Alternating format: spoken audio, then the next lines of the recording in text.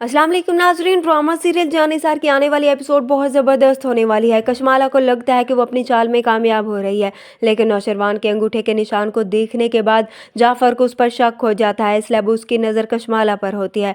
कशमाला दुआ को अरेस्ट करवाने के बाद पुलिस वालों को पैसे देती है कि वो दुआ से ये बात कबूल करवाएं कि नौशरवान को जहर उसी ने दिया है, लेकिन जब दुआ ये सब कबूल नहीं कर रही होती तो पुलिस वाले कशमाला को बताते हैं, मगर कशमाला उन्हें कहती है अगर वो इतराफ़ नहीं कर रही तो मैंने तुम लोगों को पैसे किस बात के दिए।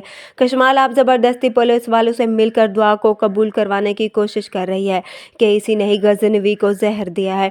अब उधर जाफर को जब मालूम होता है कि कशमाला ने दुआ को अरेस्ट करवाया है तो आकर वो नौशरवान के वालिद को बताता है। तभी अब बाबा सैन कशमाला से पूछते हैं कि दुआ को तुमने अरेस्ट करवाया है। तभी कशमाला उन्हें कहती है हाँ बाबा सैन, मैंने ही अरेस्ट करवाया है। उसने हमारे नौशरवान को मारने की कोशिश की है तो मुझसे ये सब बर्दाश्त नहीं हुआ, इसलिए मैंने उसे जेल करवा दिया ताकि उसे भी तो सज़ा मिले। मगर यहाँ पर अब बाबा सैन कशमाला से कहते हैं मगर तुम्हें ये सब करने से पहले हमें तो एतमाद में लेना चाहिए था। इस पर कशमाला तो अब खामोश रहती है, मगर यहाँ पर अम्मा सैन के जहन में ये बात ज़रूर चल रही होती है कि दुआ ऐसा नहीं कर सकती, मगर अभी वो इस बात पर खामोश होती है क्योंकि सारे सबूत उसके खिलाफ होते हैं।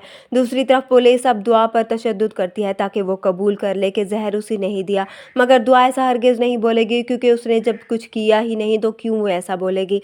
वहाँ पर अब सरफराज जब दुआ से मिलने के लिए जेल में जाता है तो दुआ की हालत देखकर उसे उस पर रहम आता है। वो दुआ से कहता है मैं तुम्हें तकलीफ़ में नहीं देख सकता, मगर दुआ उसे कहती है मुझे तुम्हारी हमदर्दी की कोई ज़रूरत नहीं और ना ही तुम्हारी किसी मदद की ज़रूरत है।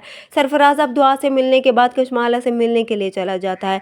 वो अब कशमाला से कहता है हमारे दरमियान जो भी तय हुआ था इसमें ये कहीं भी नहीं था कि तुम दुआ को तकलीफ़ पहुँचाओगी।